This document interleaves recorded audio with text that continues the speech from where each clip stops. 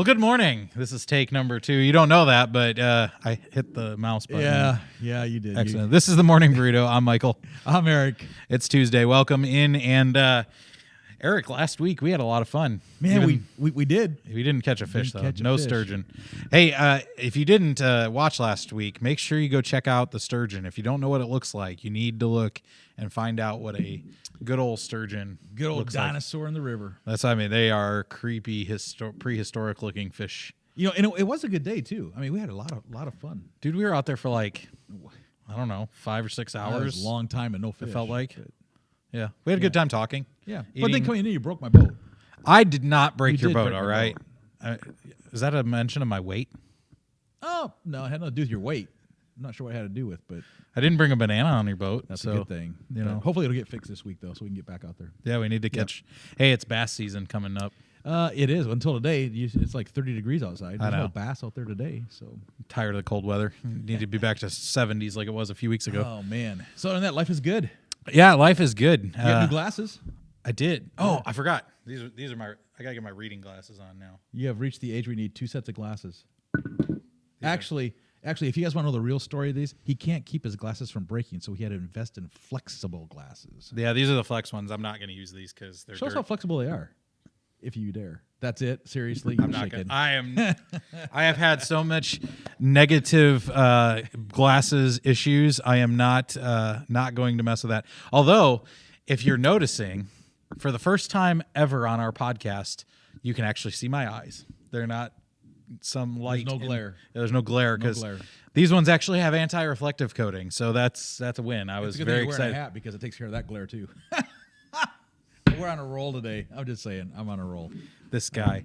So today we are going to go into a brand new topic, one we've not broached before, but it is going to be kind of story time with the pastors Let's get some today. story time music to go with it.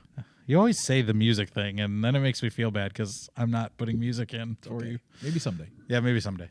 But we're gonna our podcast today is titled "What Rattles." What rattles? What rattles? You have no idea what rattles in my head sometimes. I wouldn't want to know actually. No. Have you ever seen? Well, you're kind of old, so you probably had one. The old school rattles for babies. Oh, old school baby rattle? Oh yeah, Yeah, the hard plastic. The hard plastic stuff? they like knock you out when you hit. It was great. They'd hit mom and dad with it in the face, and cause their eyes to be gouged out. Oh yeah, and then you're like chewing on it when you get teeth, and then like the plastic cracks, and the plastic goes in your mouth, and You choke on it It's, or poop it out. yeah, don't do that any day, do we? Not anymore. They probably had lead in them or asbestos. Probably did have both of those. Yeah, yeah, those are great though, man. They're hard plastic, and it's awesome. Well, as somebody with a very young infant child, rattles are a lot different these days. Rattles are now like this squishy. I don't even know what's They're inside. gummable. Yeah, I mean they're made out of cloth. I mean I don't know that my daughter has a rattle that's not plastic or that's not soft. And they're like a sponge. Yeah. Like back in my day, you're like drool like all over. It's probably a good thing that there's no plastic now because Oh, of the man. drool. My daughter, she's got 2 molars coming in. The drooling is It'd be like a pool, gross. just all over your chest. By the way, did you see what she did this last Sunday? Nope. She's walking. She did. Is that what you're talking about? Yeah, I she saw her. she came running down the aisle towards Dad while he was leading worship. It was kind of cool. Yeah. I didn't Yeah, see yeah. it, but my wife told me about it. Yeah. And It's always fun so when they get to walking. yeah, so my wife had to take her out into the foyer because she was being a little loud. Those pastors' kids. Yeah, no, PKs. Man. Okay, well, we're going to actually talk about some things that rattle us. So what rattles us? Rattle us. We're going to use a different definition for rattles. So I'll go ahead and get us started with a funny story that kind of, rattle is probably a strong word for this, but it's a funny story nonetheless, and I think it's apropos with our society today. But So we're talking about stories. I mean, Jesus, he taught in stories, sure. right? So maybe today you can get a lesson out of something that comes from us. And then again, maybe not. I was going to say maybe not. So my first story, I've been a student ministry pastor for a decade now, and decade or more. And one of the funniest stories that I have as a pastor, the student comes up to me, and this is just so you know, this kid, he's not a kid anymore, but grew up in church. He's the church kid's church kid. I mean, he's just a church kid. But he comes up to me and he says, Pastor Michael, I need to understand something. I said, okay. It's always a scary thought when a student says, I need to understand something. You know, they're scary when a parent comes and says it. Well, true. But he says, so God made the marijuana plant, right? I said, well, God created everything. So yes, God created the marijuana plant. Okay. Well, if God created it and it's part of creation, therefore it's got to be good, right? Because he says in Genesis that it's good. He's like baiting you in to see if you use I knew it was coming. Like as soon as he started down this road, I was like, okay, I know where he's going with this. And he says, well, if it's good and creation is good, shouldn't we be able to, like, you know, eat it in brownies? Boom, and there it is. Smoke it and whatever. And I was kind of like, this is not the kid I would have expected to ask this question, because, you know, no other kids were around at the time. And it was one of those, you know, moments that he and I had together. But it was definitely one of those moments where I was like, I don't know exactly how to respond to this. So I told him, I said, look, give me a minute, and probably more than a minute. It was more like a day. But let me get some time here. I'm going to go do some research because I want to give you a good answer. I don't want to just say that, oh, you shouldn't do it, drugs are bad. Let me get a real answer. So I came up with three scriptures. And so here was the first one. I'm just going to paraphrase this. So we all know that God created the heavens and earth. We've talked about creation already on this show a little bit. So I said to him, God created the heavens and the earth. God created the tree of the knowledge of good and evil. But God did tell Adam and Eve, don't eat from the tree of the knowledge of good and evil. So just because God creates something doesn't mean that we should eat from it or consume it. We also know that in the Old Testament, there are tons of examples of things that God said, don't consume. There's a reason why Jewish people do not eat pork to this day, because God said, don't eat pork. Because there's marijuana in it.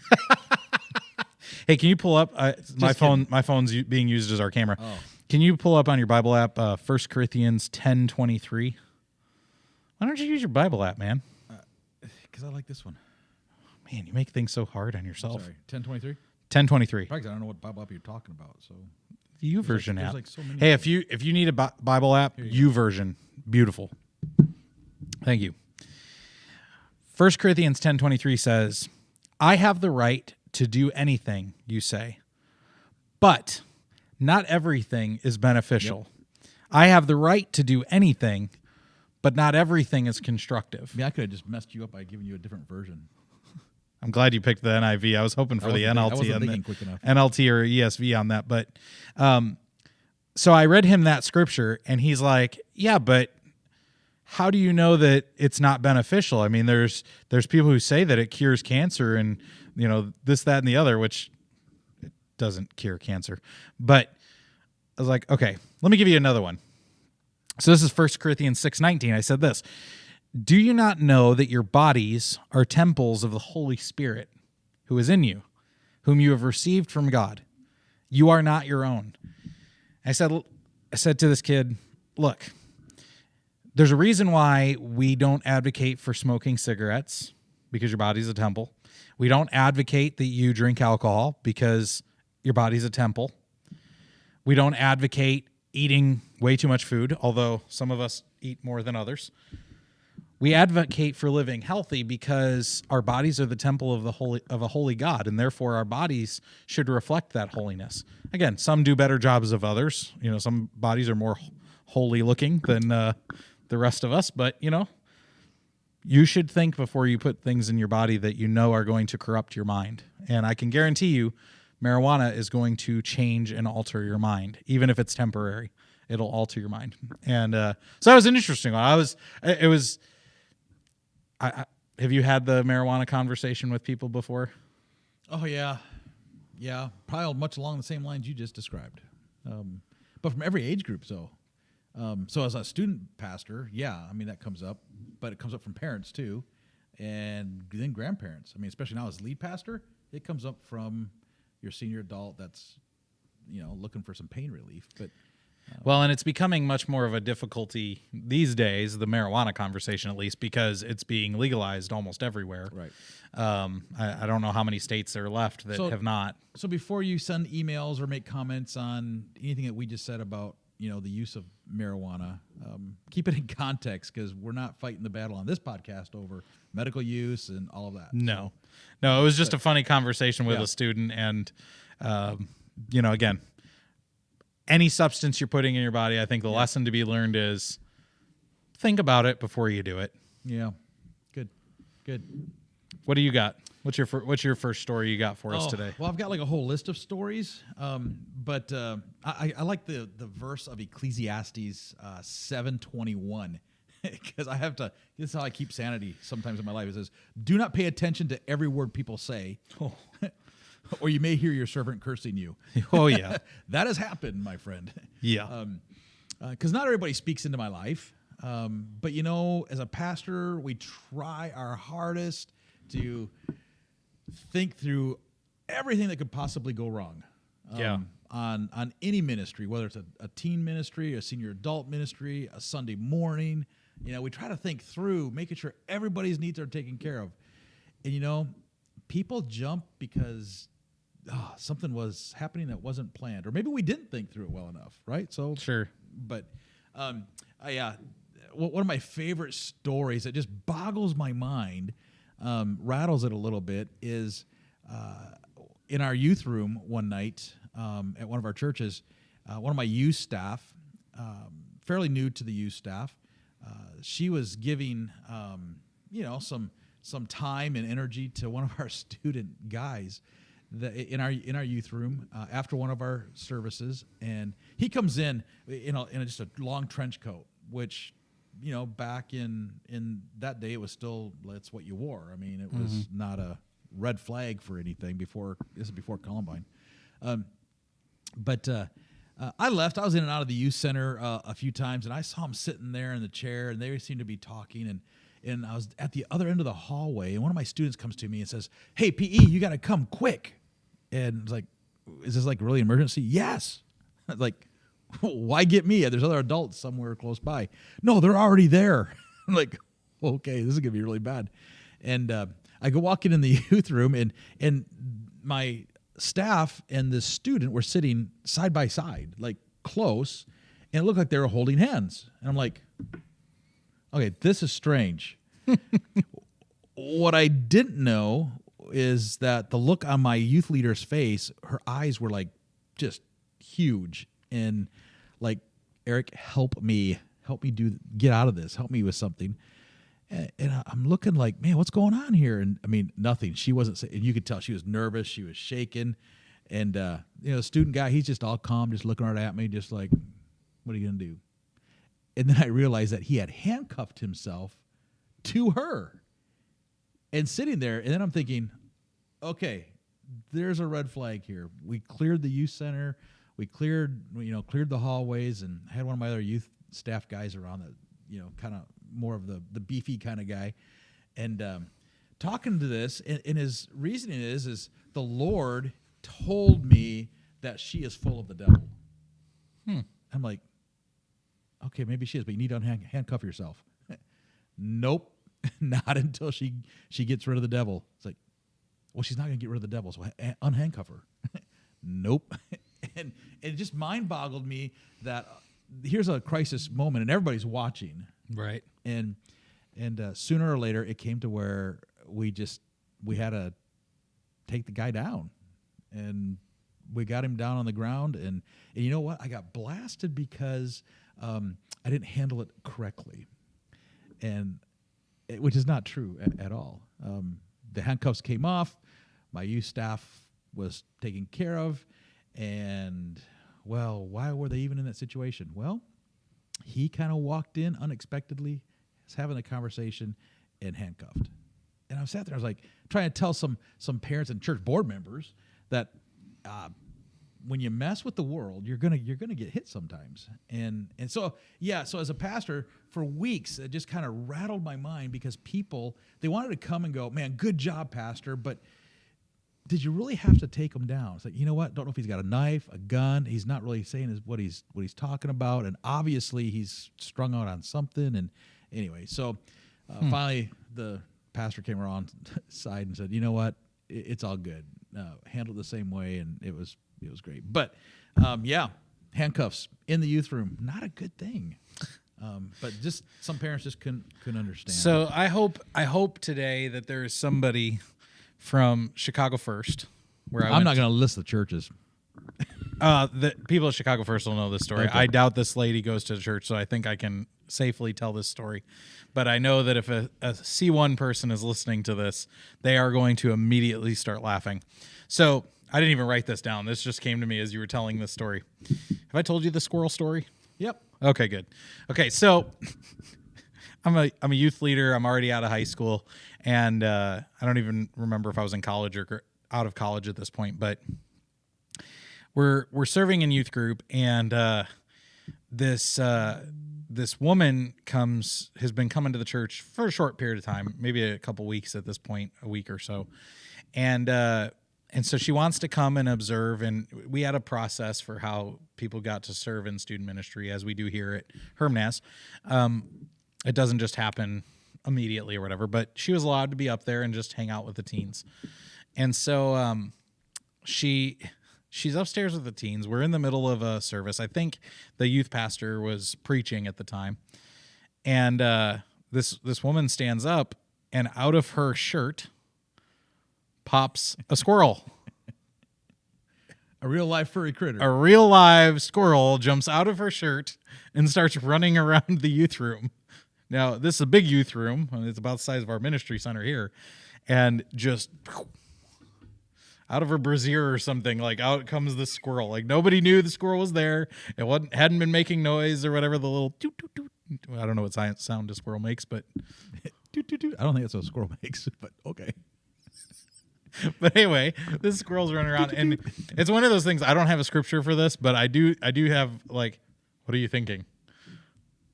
So she brought it in. She brought it into the church, into the youth room, and then I don't know if it just escaped on its own or if she released it in there. Well, give the girl credit for putting it in her shirt. I want to know how she caught the squirrel.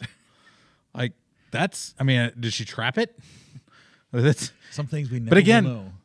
We're talking about using our brains. Who would have thought that's a good idea? Let's bring a squirrel to church and inside my shirt. One of the funniest things. Great. You know what's going to happen at Hermnas this Sunday? Squirrel. There's gonna be Well, we did have the cat. We did have a cat last week. I'll leave my own opinion out of that part. But all right. What's your next story? Next story. Oh man, I got like so many I wrote down here real quick, just as a deal. Probably one thing that really talk about rattling our minds is directing a camp one summer.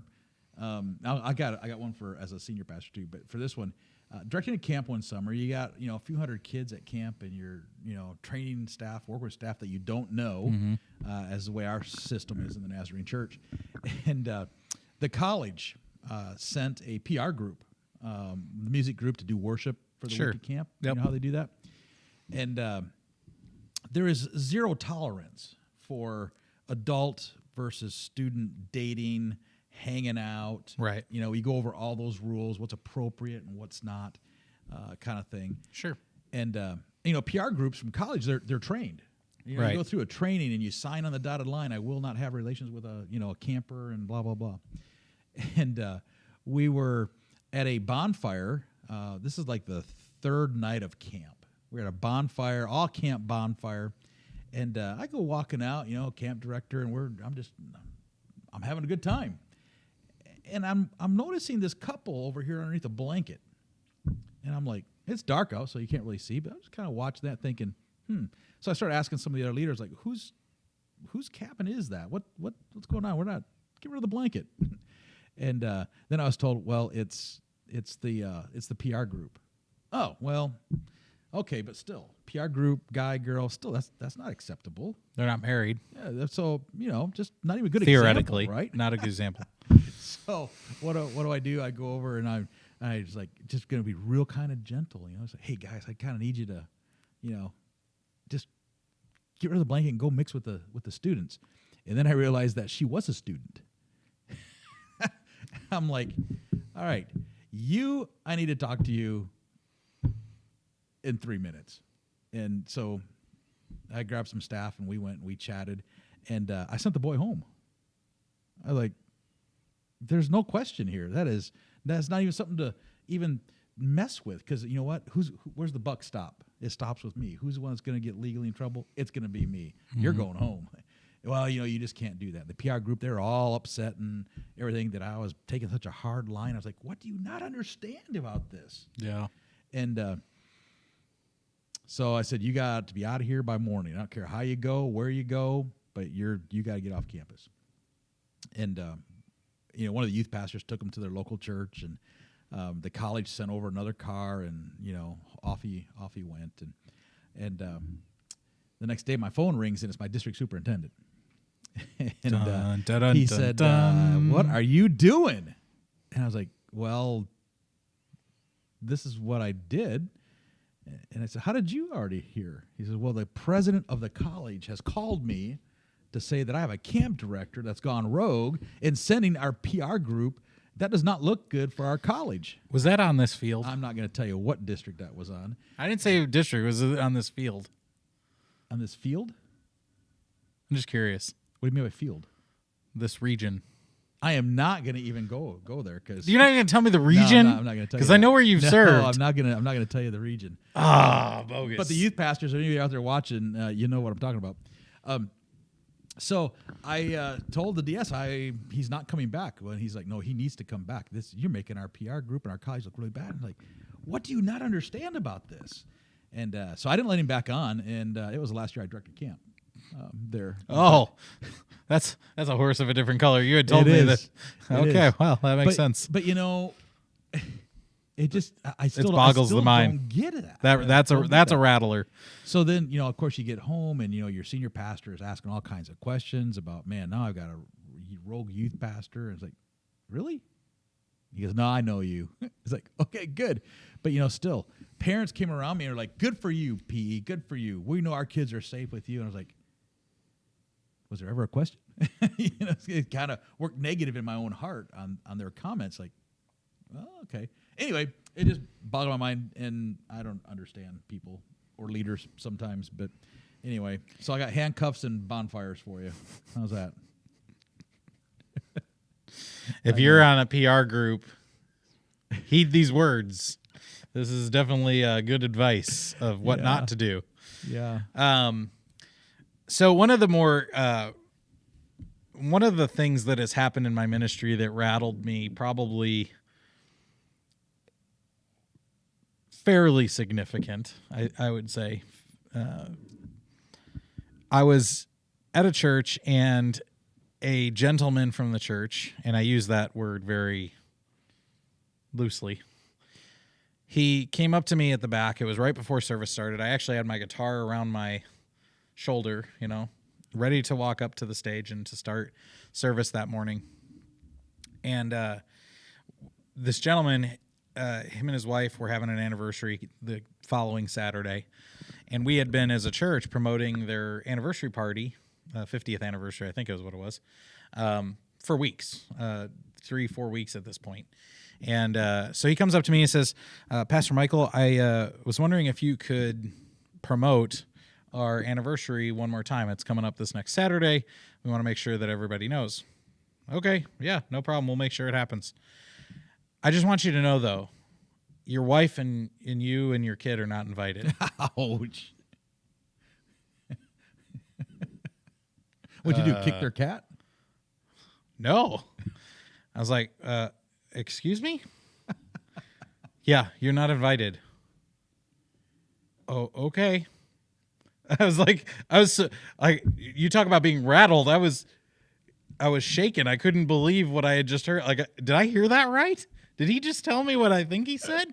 That's great. I couldn't believe it. And so I go up to the front, and it was in a sanctinasium, so we had the chairs set up, and there's like a center aisle or whatever. And so I go over, and I probably was red in the face. I probably looked upset, and my pastor at the time, he goes, "Are you okay?" "No." "What happened?" "I'll tell you later. It's not an appropriate time to have this conversation." He goes, No. Service can wait another minute. What's going on?" And so I told him, and then he got red in the face and got upset. And I, to this day, don't understand. I kind of understand. It had to do with his granddaughter and some things that had happened in youth group, kind of like your situation with that student. When a student threatens to beat up another student, it would seem logical that a youth pastor would say your student can't come back until they would acknowledge that they're not going to beat up the other student. But apparently that was not normal course of action for a pastor. And so apparently this grandparent didn't like that I had done that. Also found out that I was supposed to be paid by that family, but that's a whole nother story for another day. But it brought me back, as I thought about it preparing for today. I thought about this passage. It comes out of Ephesians 4. I'm going to throw a few verses together. It's in a bigger verse. I'm going to leave some things out and that aren't pertinent. But it starts in verse 21 of chapter 4. "Since you have heard about Jesus and have learned the truth that comes from him, throw off your old sinful nature and your former way of life, which is corrupted. Instead, let the Spirit renew your thoughts and your attitudes.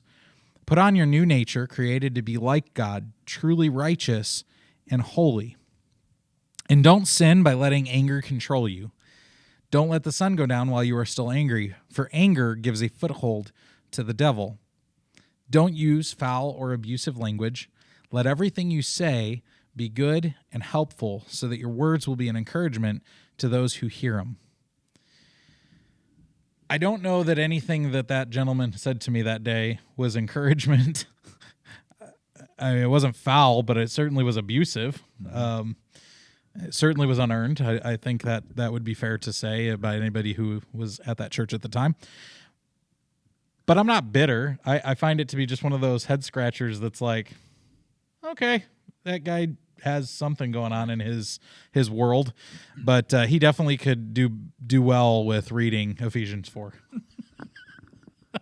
Well, one thing that sticks out, though, is this idea of what rattles in our head. It seems to come by what people talk to us about. Mm-hmm. And just like, you that are viewing, you have things rattling on in your head. I know you do, just because of words that somebody else says. And, the scripture is pretty clear on your tongue is a double-edged sword. How are you using it? And things do cut. Do you think that what rattles us as pastors is the same as what rattles a typical person? Or is there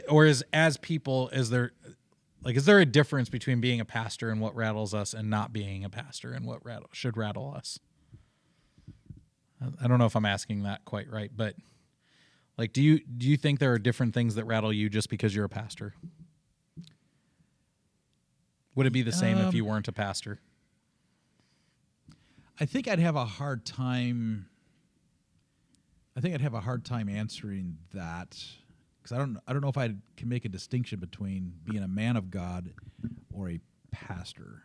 And I don't know if that's because I've been a pastor for so long, or if everything I filter is through Jesus. I see what you did there. You see what I did there? Filter. Oh, yeah, filtered. See, I didn't even know I did that. If there were Hermnaz folks listening right now, hopefully they got that. So, no, I don't think if you're a Christian, let's say that. If you're a Christian, I don't think things rattle you differently. I think it should all rattle you. Mm-hmm. But I think you also have the ability to know where to put that in a box somewhere. So, yeah, I think I'd have a hard time saying, well, I believe this way because I'm a man, or I believe this way because I'm a pastor. Did I answer that question? Yeah. So, I think that's true. When we look at things that are going on in our world or things that are going on in your world, I don't think, no matter if you're a believer or an unbeliever, I do think there are things that are going to rattle everybody. There are things that are going to things hurt, right? Words hurt. There are things that sting. There are, I have a hard time using the word injustices because of the loadedness of that word. Yeah. But there are things that we see that are not right in our world that you don't have to be a Christian to see that and be troubled by them. But I think there are things that specifically those who are believers will see things slightly different, if not significantly different, when we look at those injustices or those ills, if you want to say, in our world. We won't be rattled the same way because we have hope that is different than those who don't believe. Hopefully. Well, we should. We should. I guess this is the point. We should have. I mean, for me, as an example, human trafficking and sex trafficking are things that bother me greatly. You said it in pre-show. It's not even so much that they exist. It's that the thing that troubles us more is that there's so much that could be done to stop it, and we're not doing enough. Well, what I said was that people are not willing to jump on and end it. Right. I think everybody knows there's a lot that can be done. Sure. But they're not willing to step up and do it. Yeah. I think that's even a difference. I recognize there's a problem, but I don't want to be the one to fix it. And that boggles my mind because here we are in our culture. We both have daughters. Right. And it's like, well, and it's clearly I'm looking for a way I can do something. It's clearly a great moral evil too, right? I mean, nobody would deny that sex trafficking, human trafficking, is slavery, whether it's for sex or other things, is evil. I mean, it's pure evil. So, for any person, especially we're talking to you believers right now, for you to not jump in and say, "I want to be a part of solving that," that's a troubling. It rattles us as pastors, but it should rattle us as believers. The church should be on the front line of solving it, and that's not to say the church isn't doing things. I mean, the church is. Well, but I think there's a thing though that comes with when we talk about rattling our heads. What really rattles our brain on something like just pick anything. It doesn't have to be sex trafficking. Is people don't have the answers on how to fix it, so they don't really want to be a part of the fixing because they don't understand what it's going to look like, except it's going to be nasty and dirty. Right. And that just boggles my mind because that's everything Jesus was about. Sure. Was getting in where the sinners are, and not revolutionizing the world. He didn't come to revolutionize anything. He came to save the world. Right. But he did that by getting in with the prostitutes and the tax collectors and the morally ill, right, and the ethically wrong, and those who were even physically with ailment and disease. Do you think Jesus' mind ever was boggled about any of that? I'm sure there were things that rattled Jesus. I mean, we can definitely see when he went into the temple and he turned over tables. Yeah, great. He was rattled. I mean, he was very upset. Right. Righteously upset, righteous anger, but he was upset, and rightfully so. The sacrificial system was being abused. Right. And I think when he gets down with the woman that they're going to stone, and he starts writing in the dirt, I think he was rattled, right? But what wisdom? Let's pause. Let's step back and go, okay, not every word that's being spoken here is going to speak into my life, and I'm going to hear my brothers curse at me, right? I think that verse, even out of Ecclesiastes 7, I think Jesus writing in the sand as he's listening to all the murmuring going on around him on what he should do, and then just in his own little silent moment, I think he's rattled and he's like praying out, going, "Okay, Father, here I am." I don't know. We don't know what he wrote, if he wrote anything.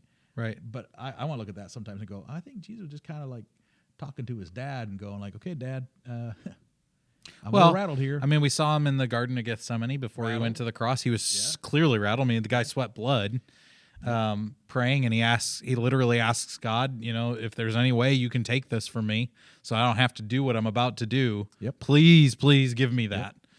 Yep. The irony being he's talking to himself, right? I mean, he knows what he has to do. Even on the cross, he says, "God, why have you forsaken me?" Jesus is crying out, "Why am I forsaken? Like, I'm God. Why am I being the one that's shut out?" But yet, let your will be done, God. I'm gonna trust you with what we're doing here. So things rattle us.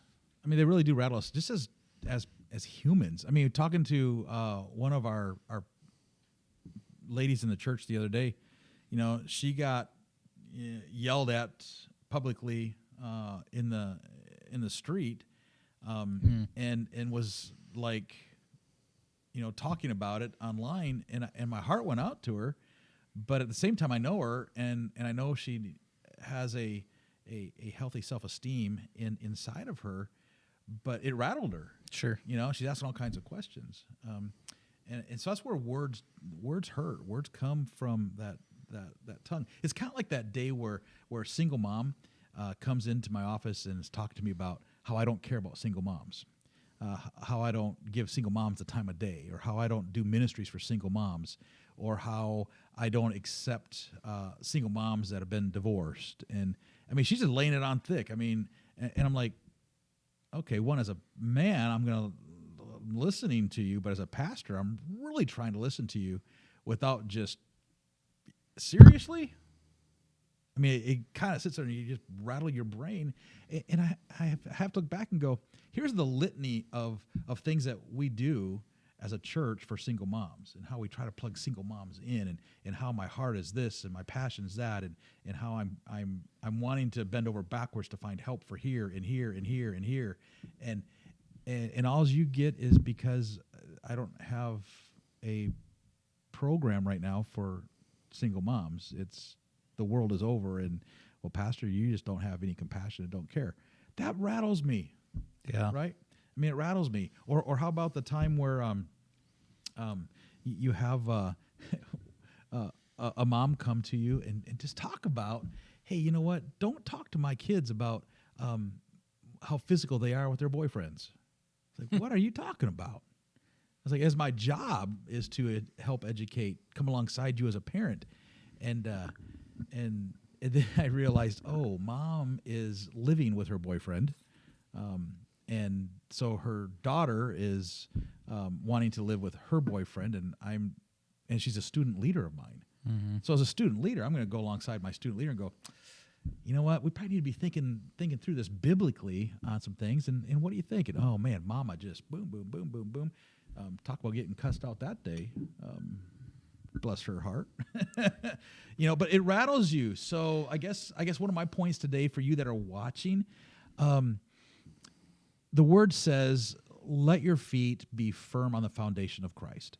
And when your feet are on that firm foundation, it will not be rattled. Your life will not be rattled. Storms are going to come. They're going to blow. People are going to flap their lips and everything. But you know what? It can't rattle you, because that's what the enemy wants. Right back to the illustration you put forth out there is the enemy wants to rattle and is going to use it. He wants a foothold. Yep, and he wants that. So just as an example, one of the things that rattled me and others, rattles a lot of people, particularly in the church, is the idea that,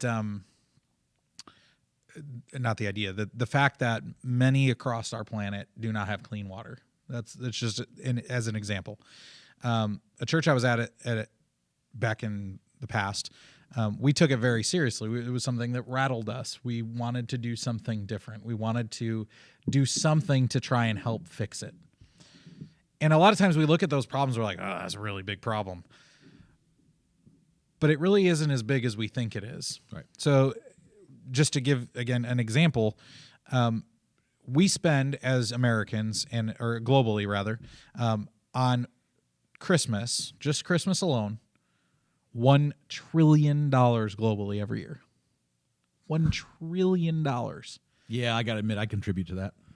Yeah, your Christmas lights and decorations and the cookies that we buy and things. Anyway, so we spend $1 trillion globally on Christmas. One holiday, once a year, every year, right? Yep. A fraction of that, just a small fraction of that, would solve the world's water crisis.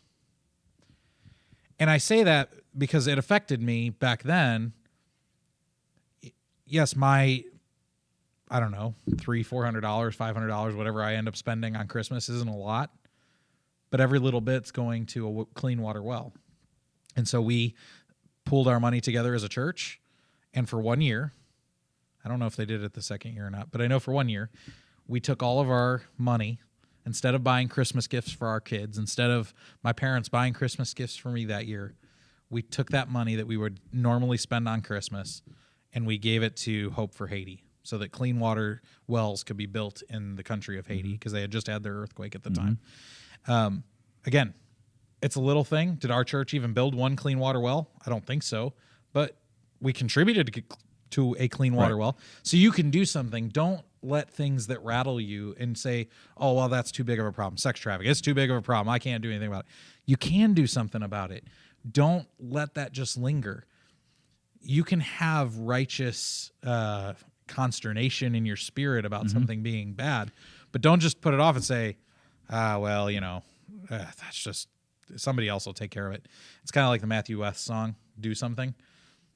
Do something. But even making it closer to home, though, it doesn't need to be a big world thing. I mean, if someone has said something to you that rattles you, don't stew on it. Right. Because then all you're doing in your heart is you're making this little thing in your heart blow up.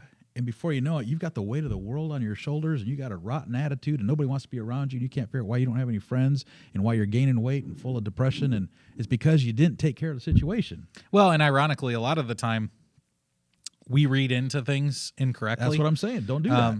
I know as a man, there are times I say something that's really stupid.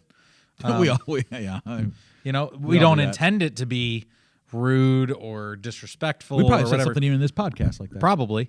I'm sure in past podcasts we've said things that were interpreted not how we Can we just say sorry for that right now as men? Yes. Or just in general, like for this podcast, if we say something that offends you, that's not our intention. Unless it was biblical, then if the Bible offends you, that's not my problem. That's the Bible's problem. But no, but the point is, sometimes people say things to be mean. There's no doubt about that.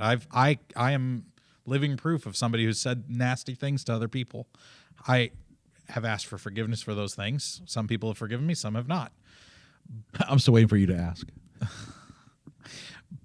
But there are times also where someone said something to me, I took offense to it, and I only find out later after stewing and being upset and angry, that's not what they meant. Not even close.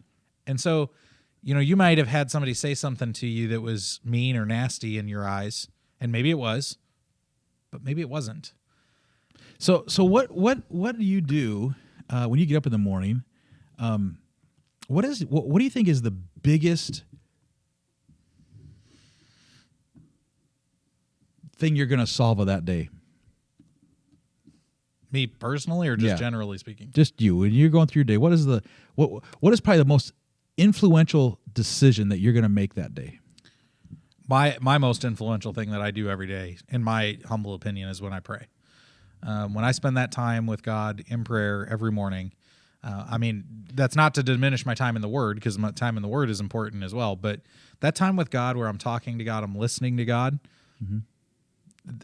especially when you're praying for somebody for something that they need, I think that's the most important time. And we always say, "Oh, I'll pray for you." Do you really? Right. Do you really go home and pray? Now, some of you do, some of you don't. But you say it because it makes people feel good.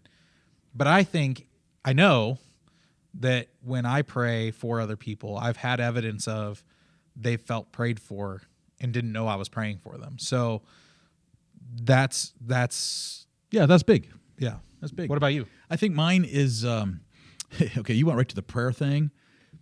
I think my biggest thing I'm going to do during the day is how I answer somebody's question, because they're asking, right? They're asking something. They're asking help. They're asking for an answer. They're asking for direction.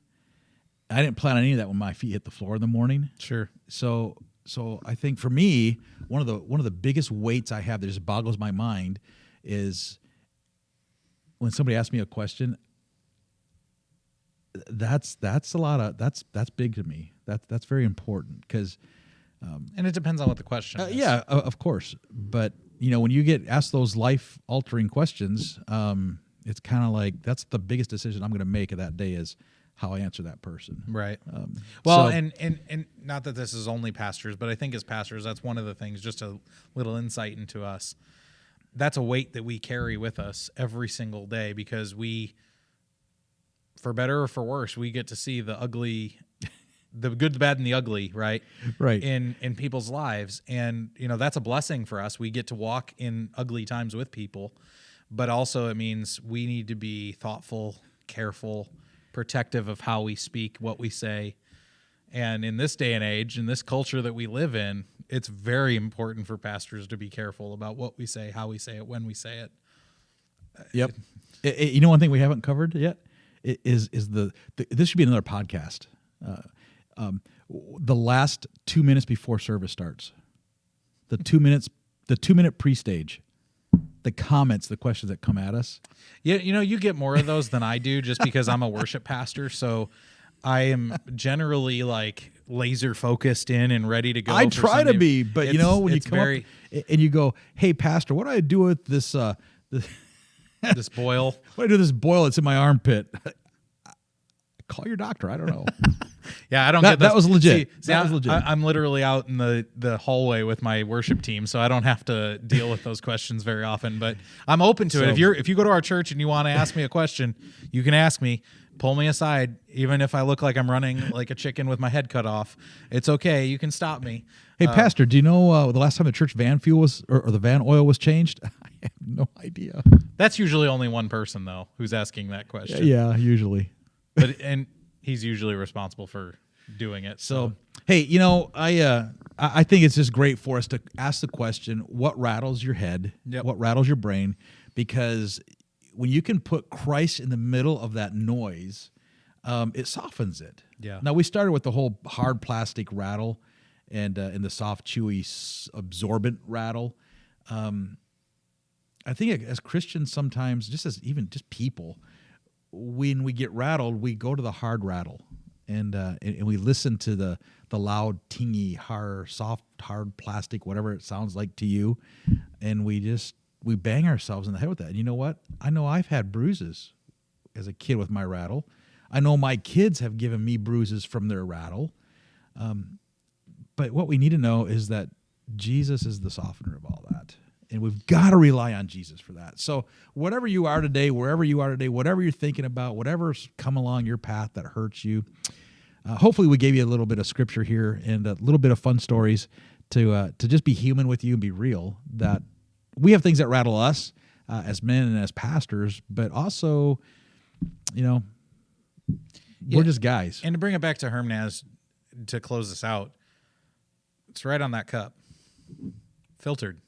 Filter everything through Jesus. If you're rattled about something, filter it through Jesus. Yep. Hebrews 12:2. Fix your eyes on Jesus. It's just Jesus. It's the easiest thing to do. It sounds like it's a cliche, but you know what? Going through Jesus and trying to understand things through his eyes, through his understanding, is a whole lot better than your understanding. I can promise you that. Yep. So, well, it's been a good podcast. Thank you. This is 19. 19. Wow. We're almost to 20. Yeah. Oh.